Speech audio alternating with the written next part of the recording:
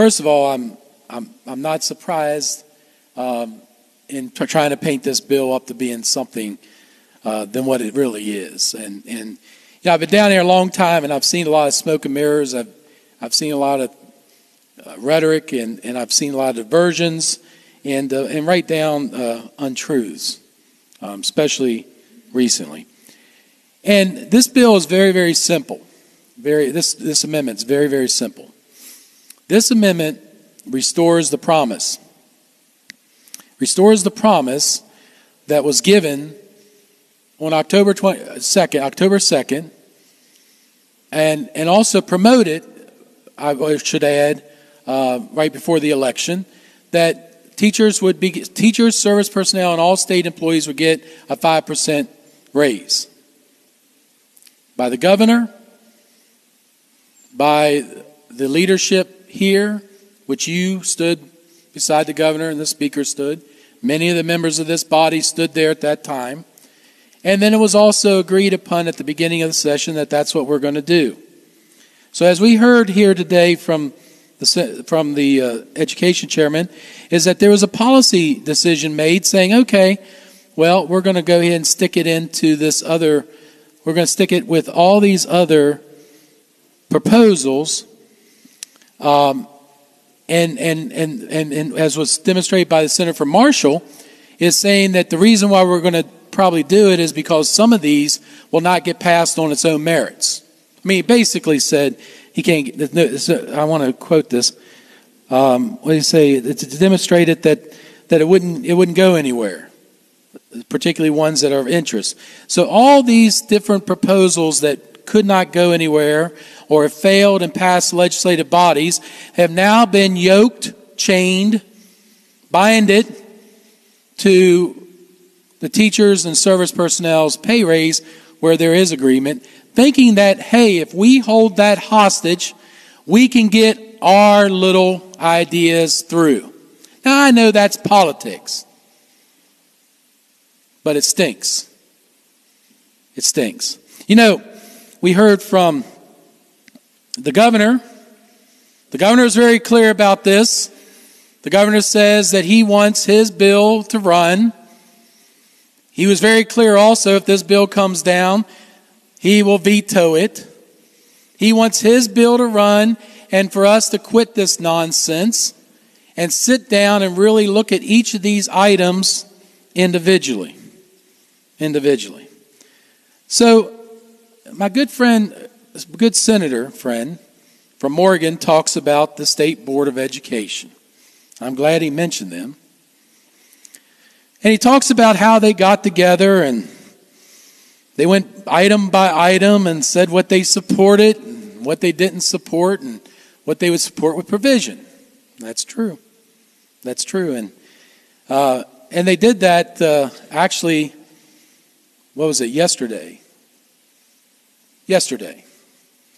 They also testified here that they were never consulted. They were never consulted. They were not told. And actually, to be real honest about it, Mr. President, and what the Senator from Morgan did not point out, is that it says here the West Virginia Board of Education met an emergency session today to take a stance on Senate Education Reform Bill number 451. Emergency session. They were being reactive, not proactive or engaged in any manner. Also, I want to point out, Mr. President, that they felt that it was imperative that they would weigh in even though they weren't asked. That's amazing. It says here, today's meeting allowed the constitutional entity charged with overseeing the public education system in this state weigh in on the significant and substantial changes being proposed to the West Virginia's education system. They go on to say that they supported Governor Justice's stance that each item contained in this bill be fairly vetted individually. And they do not believe it's appropriate. A level of discussion can happen in 1 to 2 day time frame. And then I want to read this as a statement from the president of the State Board of Education, or actually no, the superintendent here from Payne. Additionally, this is Superintendent Payne. Additionally, I am very concerned that several measures within this bill have the potential to accelerate school closures and consolidations and weaken community schools in our state. He said that. The state superintendent, that is in the Constitution, not the West Virginia Public Charter School Commission, which is not in our Constitution. So they go through each of these provisions, and they do say something about each of these, and good, the bad, and the ugly on this. So, Mr. President, what we're doing here is, I think, is an opportunity for us to follow through with the recommendation of the governor, the recommendation of the State Board of Education, the recommendation of the superintendent of schools, the recommendation of teachers, the recommendation of principals, West Virginians, the recommendations of superintendents, boards of education. Shall I go on and on and on and on and on in this way? So I just also want to point out something that was brought up by the senator from Braxton, which I think is very telling, because we got to be really honest about this to the people of West Virginia, because we could very well try to deceive or be deceptive, and I know that's not the intent. At least I hope it's not the intent. But we learned here that in these provisions that actually there's several constitutional aspects that could be challenged in this bill as it's presently written. Fortunately, the Senator from Morgan found one of them in his First Amendment to correct it. And we did. We corrected it. That provision would have taken to the Supreme Court and very well struck down. And if it was taken to the Supreme Court, if we did not catch it, and it was taken to the Supreme Court and struck down, the quote of all those good things that the senator from Morgan listed would be gone. There would be no recourse except to be called back in a special session. However, if we would split this up, we could get it done this session. All those good things we can do right away, and he knows it. We all know it. It's not going to be gone, but I tell you what, if the Supreme Court strikes it down, it will be gone until we call ourselves a special session or the next session. Because of the non-severability clause that the senator from Morgan fought against, and also admitted that he was probably the one that came up with the idea, or was very instrumental in putting this together, because of the fact that all this, he doesn't want the judicial protection, or I think that this is designed to be a shield from the judiciary. Well, what I'm getting notices from folks, many across the state of West Virginia, the question is this a designed bill to be a shield? The non-severability clause, is it really a design to be a shield from the judiciary? Or could it be designed to be a shield of unconstitutional provisions? Or could it be a design to be a shield from blame of why a promise wasn't given? Now let me go in more detail about that. Because, we saw that another provision in here is the constitutional provision in Article 12, that one is the idea that is this commission going to be constitutional and how that's going to work out. And the senator from Jefferson actually admitted that, if this goes all the way to the Supreme Court, we don't know what will happen. There's uncertainty there. It could be thrown, whatever. We don't know. We don't know what's going to happen there. And we also, by the senator from Cabell, pointed out in the sense of the idea of creating an organization, creating a body without the support of the Board of Education could be a violation of another article or another section in Article 12. That could be very constitutional, and he asked you, Mr. President, to ask the Attorney General to give an opinion on that, since you had the one about the double object rule, which, by the way, is only Attorney General's opinion. It's not the Supreme Court. So that could be another provision in which this could be struck down. And guess what? All those good things, Senator Morgan, would be gone. Those could be gone. Okay? So we have that, and then we heard about the ESAs and the constitutional battle that's happened in Nevada, where it was overturned, that it was unconstitutional. Now, I know Nevada's constitution. Senators, we still on the amendment, or are we debating the bill? we're on the amendment, and I think the senator is properly To debating. strip it all out except the pay raise. And this is in order. Okay. Yes. It just seemed like the Constitution in Nevada didn't have anything to do with the pay raise, but I'm sorry, Mr. President. Thank you. I think the senator is in order. Thank you. Mr. President, I thought the Constitution had everything to do with what we do here. After all, we take an oath as senators to uphold the Constitution. So, thank you. Anyhow, so in Nevada, the ESA had a constitutional challenge. If that happens here, guess what? All those things will be gone, including the pay raise for the teachers and the service personnel. Gone. I mean, Mr. President, it has been on this floor by your own, as the senator from Jefferson says, the majority. I think she probably refers to the majority party. From the own majority that made the policy decision, terms like risk, uncertainties, all these things are churning around, and meanwhile, the teachers and the service personnel are out there saying, wait a minute, what about the promise? What about the promise that was given to us? And there was no problems. What happened to that? What happened to that? Where is that in all this? So, I want to mention that out there now in the press or on the social media, a professor, Joshua Weishart, had just put forward out there. He's a professor of law and policy at WVU College of Law, working in West Virginia. He didn't have to come in from Alabama or Washington, D.C. or anything like that. He didn't have to fly in there.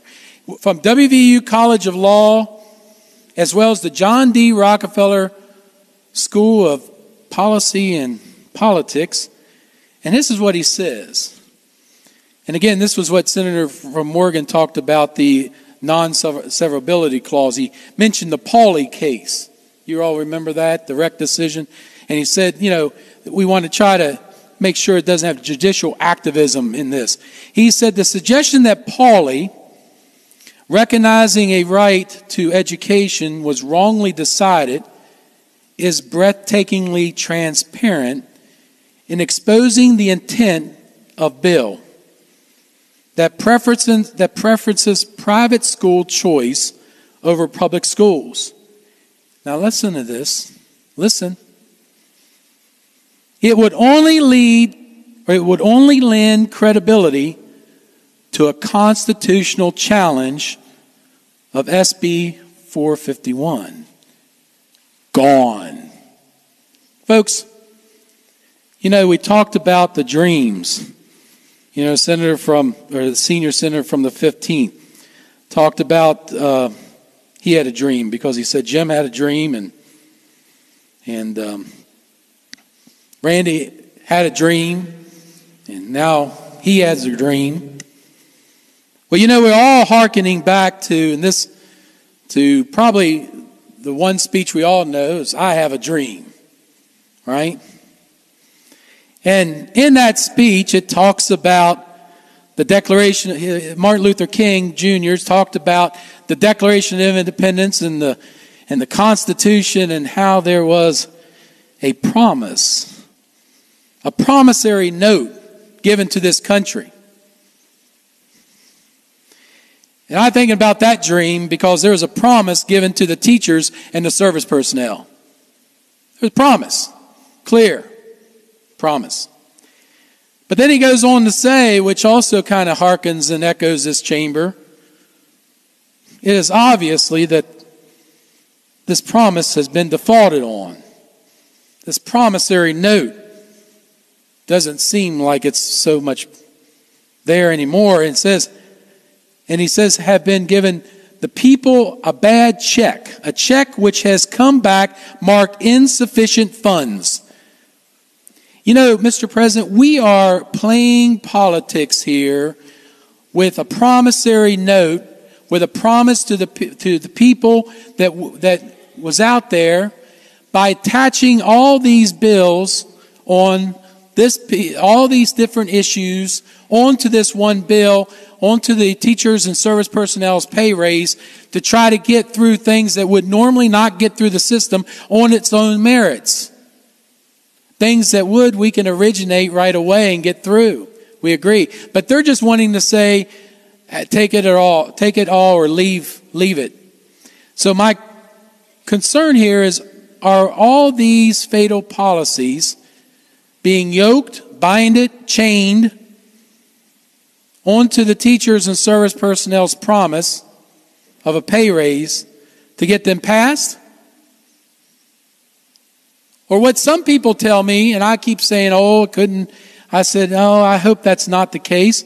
Are all these fatal policies yoked, binded, chained, holding the teachers and service personnel promised pay raises hostage in order not to fulfill the promise? People are believing that. They're saying they really did not want to give us that pay raise, but all they're going to do is just going to load it down, get it down there. Then the Supreme Court, we can blame them for striking it out because all these provisions, including our pay raise, would be gone. Well, why do they say that, Mr. President? Why do they say that? Well, what was demonstrated last year was a real disrespect to our teachers and service personnel and state employees. Why wouldn't they say that? They don't trust this body. And so, Mr. President, my amendment is very, very simple. And you know what? The caucus can stick all together. The majority can stick all together. And I'm sure that, you all can shoot down this amendment and you can try to spin it whatever you want. But it's very, very simple. This amendment is very simple. And I want the people to truly understand that all this amendment does is restore the promise. Restore the promise. Allows all these other things for us to discuss that's in this bill to rise and fall on its own merits. We can work it like the senator from Marion has said. We can do it. And by suggesting that we can't, is being disingenuous to the people of West Virginia and not telling them the truth. So a vote on this, Mr. President, is clearly a vote for the teachers and the service personnel pay raises that was promised. A vote against is going to uncover what you really are. Now, I see the senator from Pleasance giving me the sign to shut up. And I know you'd like for me to do so. You'd like for me to do so. But I'm going to tell you right now that this vote, with the yeas and nays, I'm going to say that this will be everybody will be able to take this and look at it. And no matter how much you spin it, how much you want to talk about it, how much you would even want to lie about it, the truth is in the facts of this. This is clearly the teacher's pay raise. This is the teacher's pay raise amendment. So a vote for this is really truly will say that I'm for the teacher's pay raise. A vote against this will say, you know what, I'm not really for it. Or I wanted to have it so I can get my little pet project through.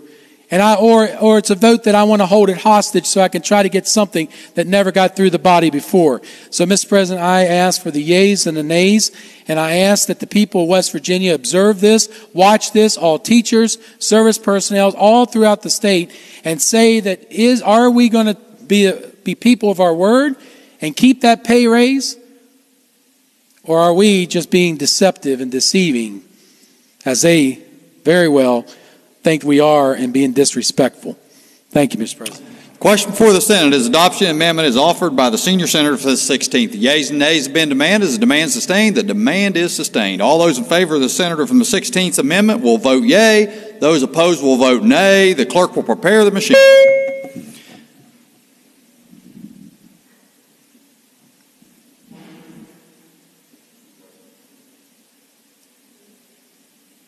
Has every member voted?